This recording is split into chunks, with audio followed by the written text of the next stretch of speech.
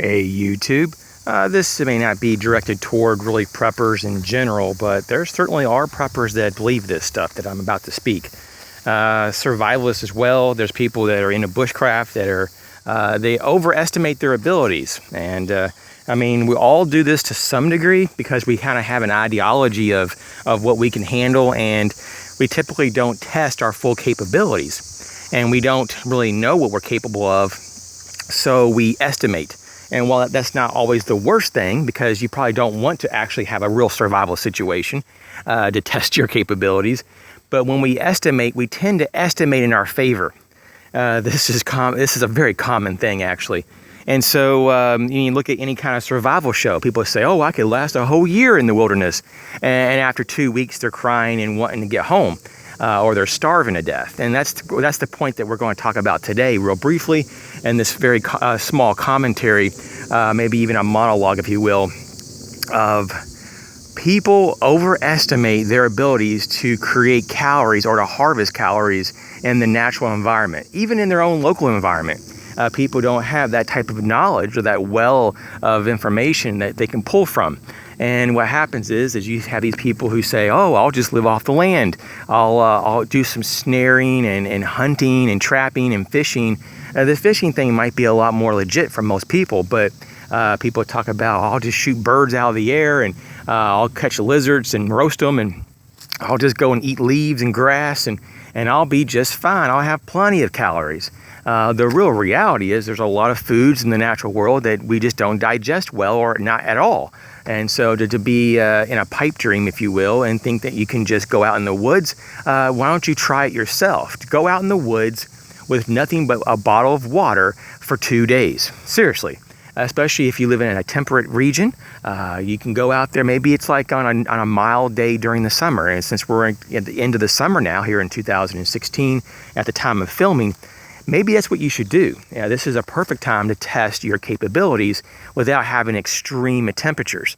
Pick a day. You may even want to wait until it gets into the fall a little bit more. That's even nicer. That's one of the nicest times of the year for most people. But to literally go in the woods and just try things out.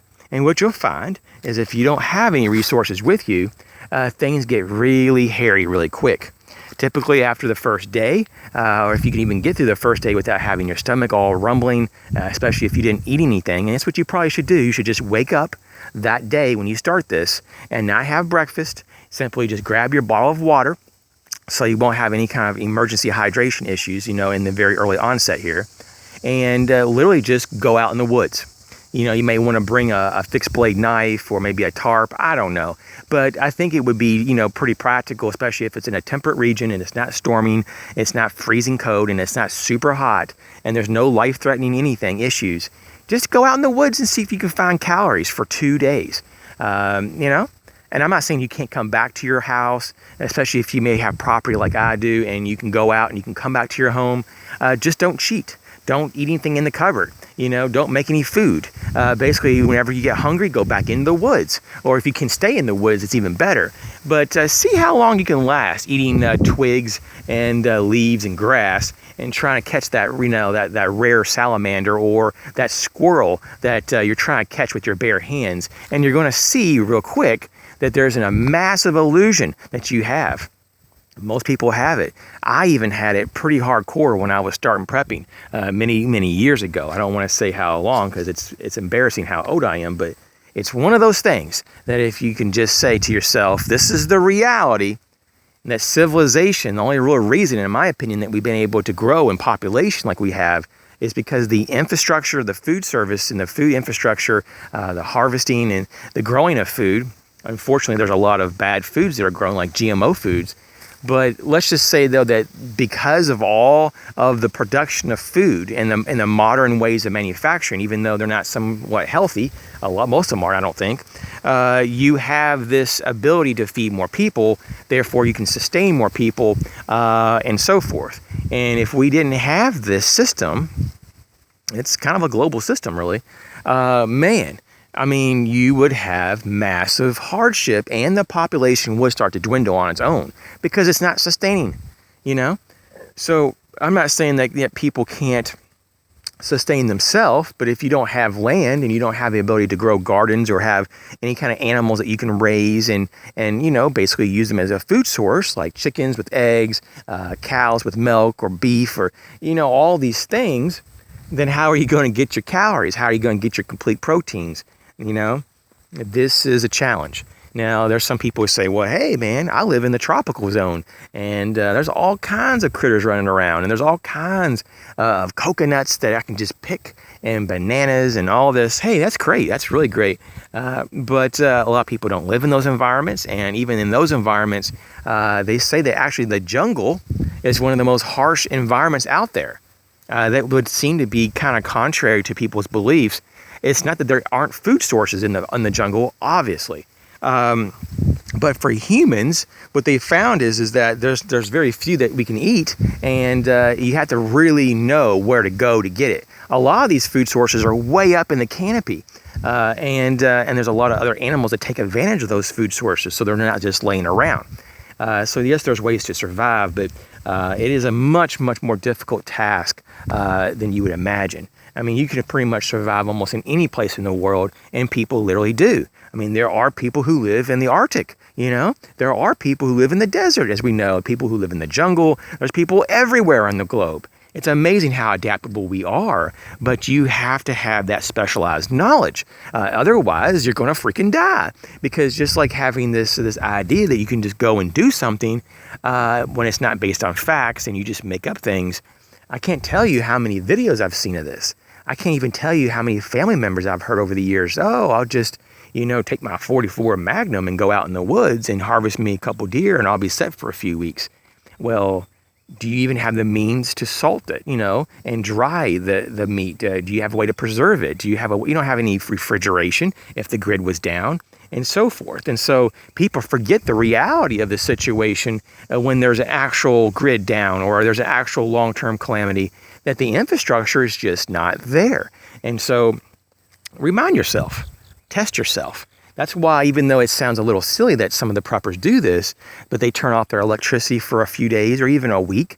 I've known people to do it for 2 weeks, literally have no utilities for 2 weeks. Most people would never even consider that. They would think that is extreme and that something's really wrong with you. But you cannot actually test your capabilities in your systems unless you actually test them. It's just really common sense, I think.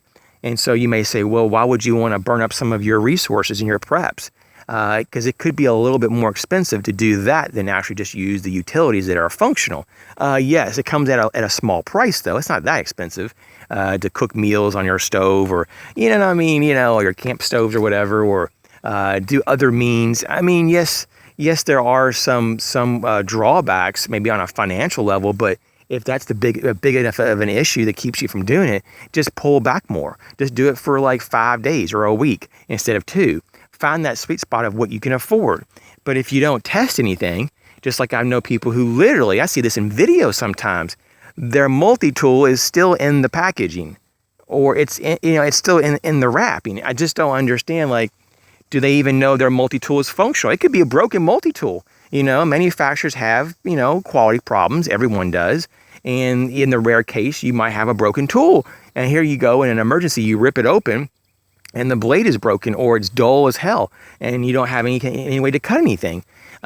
So, you have to check it all out. And that's why I just did a video just a few hours ago about this, that you need to check your gear out and have the redundancy, not so much in having like a whole bunch of one item, but to have the capability to do multiple things with multiple items. And so don't get stuck on, having all the same things, it's okay in some sense to have maybe a multi-tool in every bag. And they could be the same multi-tool. We're not talking about that issue. We're just talking about if your toolkit is made up of the same tools and you don't have a lot of different types of tools, you can only do certain types of things. You can only repair certain things. You can only build certain things, or you're going to have a lot more difficulty doing it because you don't have the right tool. And so try to have all the tools you need. And that means literally and figuratively for all the categories of prepping. And so Yeah, so what do you think about this? What do you think about people doing things like this, that they just get, in their mind, they get so much far beyond where they actually are, knowledge-wise or skill-wise or even prepping-wise. They get so far beyond themselves that they don't even recognize that they just created a falsehood that actually is deadly. So everyone take care. Hopefully you know your capabilities, or at least you test it from time to time. And I hope everyone's well. You guys take care.